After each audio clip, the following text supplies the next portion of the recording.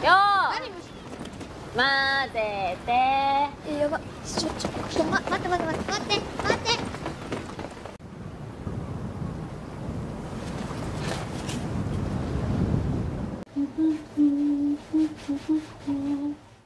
Film ini mengisahkan tentang kehidupan seorang wanita cantik bernama Chihiro, mantan pekerja seks komersial yang kini meninggalkan masa lalunya dan memutuskan untuk hidup sebagai pelayan warung makan bento sederhana di kota kecil tepi laut.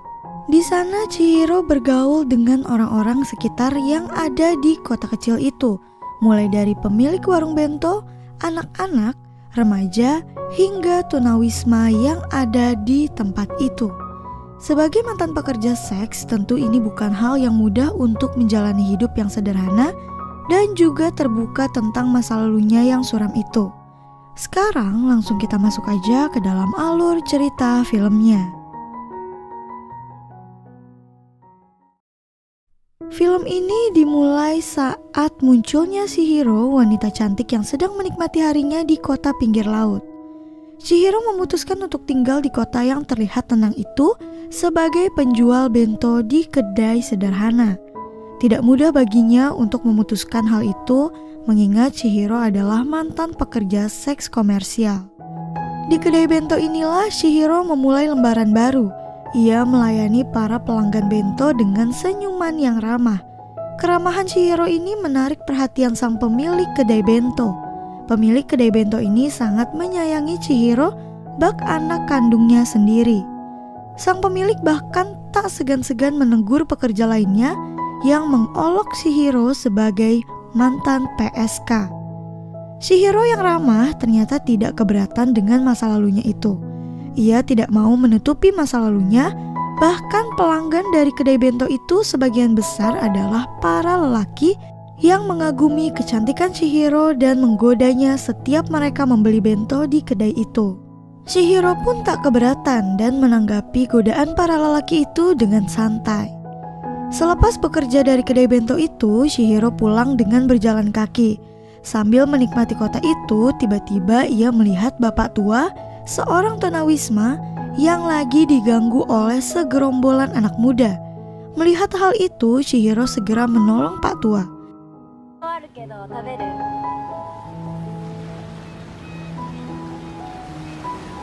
Bukan hanya sekedar menolong, namun ternyata Chihiro juga berusaha untuk bergaul dengan pak tua itu.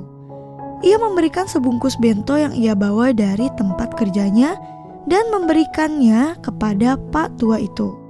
Sambil pak tua menikmati bento itu, Chihiro terus mengajak pak tua ngobrol. Mereka pun tak butuh waktu lama untuk menjadi akrab. Karena kebaikan Chihiro, pak tua pun mengiyakan permohonan Chihiro untuk membersihkan diri di rumah Chihiro. Ia pun begitu perhatian dengan pak tua ini, seperti menganggap pak tua sebagai sosok ayah. Chihiro memandikan pak tua ini dengan senang hati. Ia tak ingin pak tua ini diolok-olok lagi oleh orang lain karena bau badannya. Bahkan Chihiro memberikan bajunya untuk pak tua itu.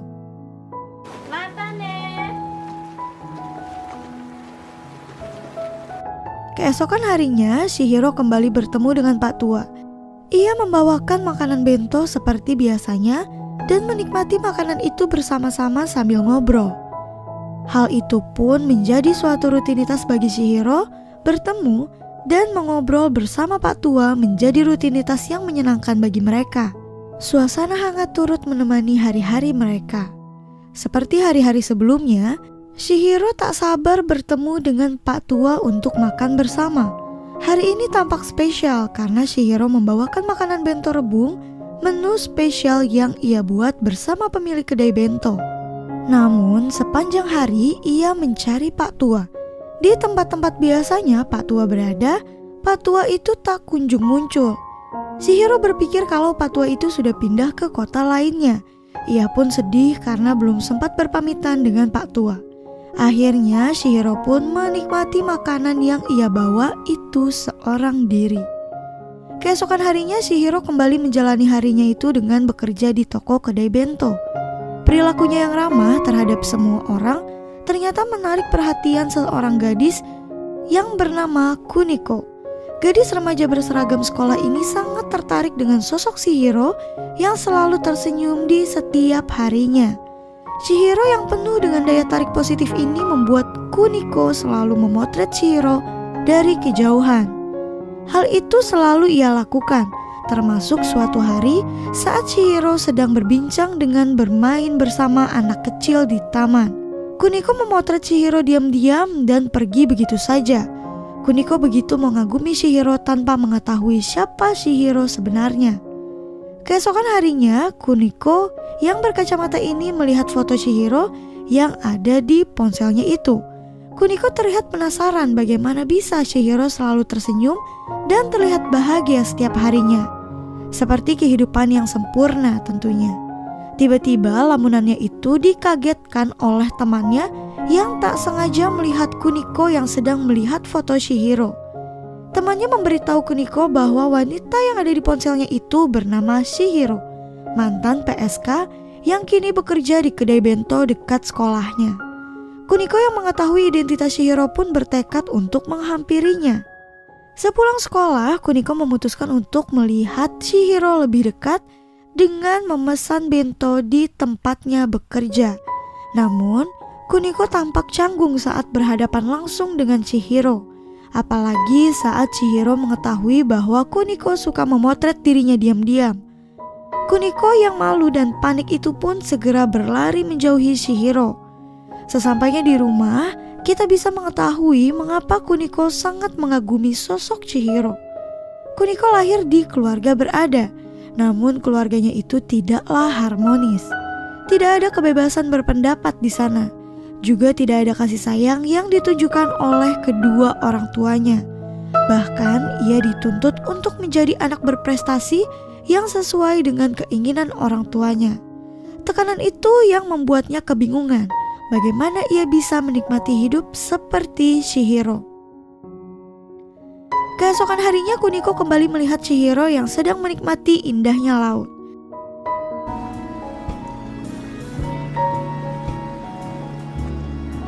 Di situ Kuniko memberanikan diri untuk yang kedua kalinya. Beruntungnya Kuniko keberanian itu membuahkan hasil. Kuniko mendapatkan kesempatan untuk berbincang langsung dengan Chihiro.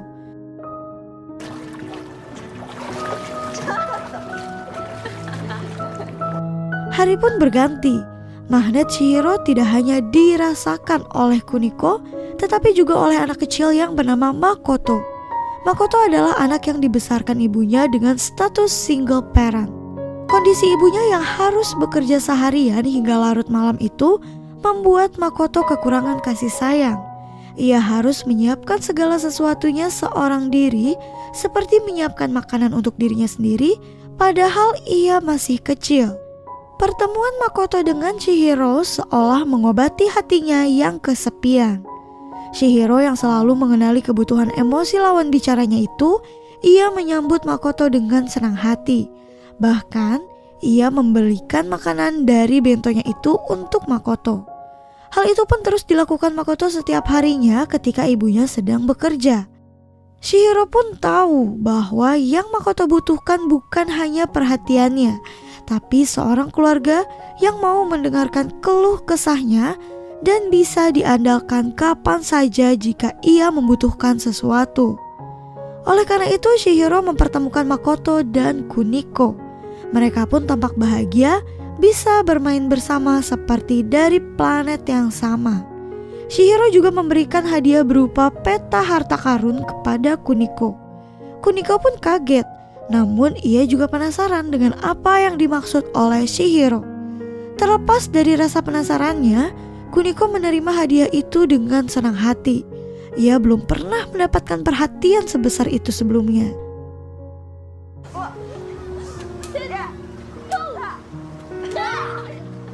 Keesokan harinya selepas pulang sekolah, Kuniko menyusuri jalanan yang ada di kota itu sesuai dengan peta harta karun yang diberikan oleh Chihiro. Kuniko pun berhasil menemukan tempat itu. Ia berhenti tepat di sebuah gedung lama yang nampak tak terawat dari luar. Karena rasa penasarannya jauh lebih besar daripada rasa takutnya, Kuniko memberanikan diri untuk masuk ke dalam gedung itu. Kuniko melihat terdapat banyak sekali rak komik di dalam gedung itu. Ia juga kaget, ternyata di ruangan itu terdapat sosok anak perempuan sebayanya yang juga mengenakan seragam yang sama dengannya. Ternyata perempuan itu adalah Chinatsu, gadis remaja yang juga pernah ditemui oleh Chihiro. Chinatsu mengetahui bahwa Kuniko akan datang dari Chihiro. Ternyata mereka sama-sama menyukai komik. Bahkan mereka ternyata teman satu angkatan yang berbeda kelas. Perempuan itu membawa mereka menjadi pribadi yang lebih terbuka. Bahkan mereka saling melemparkan senyumannya. Chihiro adalah penyelamat bagi mereka berdua, mengingat mereka berdua sebelumnya sangat merasakan kesepian dan kini dapat dipertemukan oleh orang-orang dari planet yang sama. Mereka pun menjadi sangat akrab saat di sekolah. Mereka menghabiskan waktu istirahat bersama, makan siang bersama, membaca komik bersama. Kini mereka mempunyai keberanian untuk menjalani hari-hari mereka di sekolah, yang dimana sebelumnya Chinatsu lebih sering bolos sekolah karena merasa tidak nyaman saat berada di sekolah itu.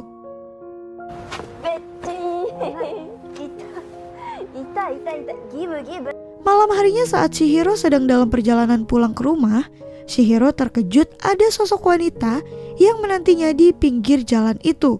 Ternyata wanita itu adalah Basil, teman Chihiro saat ia menjadi PSK. Basil sengaja bertemu dengan Chihiro karena ia tahu ia membutuhkan tempat untuk bercerita. Basil menceritakan kepada Chihiro bahwa ia kini memutuskan untuk berhenti dari pekerjaan PSK itu dan berniat untuk membuka toko. Namun sayangnya uangnya yang sudah ia siapkan untuk tokonya itu dibawa lari oleh sosok yang tak bertanggung jawab. Sebagai teman seperjuangannya, Chihiro bisa merasakan kesedihan yang Basil alami. Ia pun segera memeluk Basil dan makan bersama. Bukan hanya itu, Chihiro juga menghibur Basil dengan mengajaknya ke pasar malam. Mereka sangat menikmati malam itu dengan bermain permainan yang ada di situ. Saat mereka sedang memainkan pemancing ikan, tiba-tiba pemilik itu memanggil Chihiro. Ternyata orang itu adalah mantan bos Chihiro waktu ia bekerja di PSK. Pria itu kini juga memutuskan untuk berhenti dari pekerjaan itu dan ia memilih bekerja sebagai peternak ikan mas yang cantik. Pertemuan Chihiro dengan bosnya itu ternyata membawakan Basil kepada takdirnya. Basil tertarik dengan mantan bosnya itu. Chihiro pun memberikan alamat toko peternakan ikan mas milik mantan bosnya. Bermodalkan dengan alamat itu, Basil menguatkan tekadnya untuk bertemu dengan pria itu. Tak disangka, pertemuan kedua kalinya itu berjalan dengan lancar. Mereka saling mengobrol bak teman lama.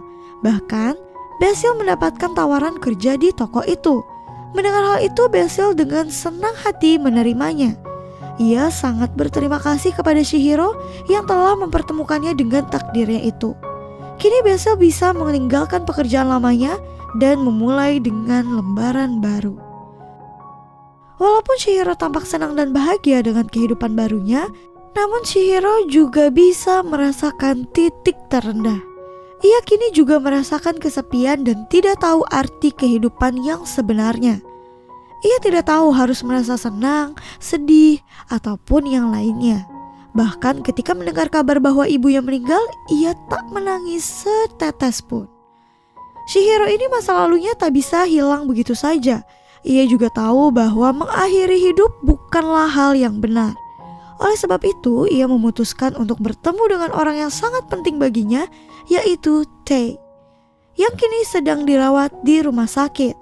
Tei adalah istri dari majikan di toko bento tempat Chihiro bekerja. Tei mengalami kecelakaan sehingga membuat dirinya kini tidak bisa melihat lagi. Walaupun begitu, Tei tetap semangat menjalani pengobatannya itu. Ia sangat bersyukur bisa bertemu dengan Chihiro yang begitu mempedulikannya. Bahkan di hari ulang tahunnya Chihiro memberikan kado spesial yaitu biji egg yang mengingatkan Tei dengan anaknya. Keesokan harinya Chihiro kembali ke rumah sakit di mana Tei dirawat. Chihiro pun diam-diam mengajak Tei untuk keluar dari rumah sakit dan mengajaknya berkeliling menikmati kota itu dengan mobilnya. Malam hari pun tiba. Mereka berhenti di pinggir laut ditemani derasnya hujan. mereka saling bertukar cerita, mengenang pertemuan pertama mereka, dan saling bercerita bagaimana perasaan mereka saat ini. Chihiro bahkan berpamitan dengan Tei entah pergi kemana. Ia ingin mencari arti kehidupan yang kini belum bisa ia rasakan. Walaupun dengan berat hati melepas kepergian Chihiro, Tei menghormati keputusan Chihiro. Tei mengatakan bahwa tempatnya selalu terbuka bagi Chihiro jika Chihiro ingin tinggal menetap di sini. Mereka pun saling mengungkapkan rasa ucapan syukur karena bisa bertemu satu dengan yang lainnya dan saling menjadi penyemangat hidup. Tei juga mengatakan bahwa ia akan selalu merindukan Chihiro dimanapun ia berada.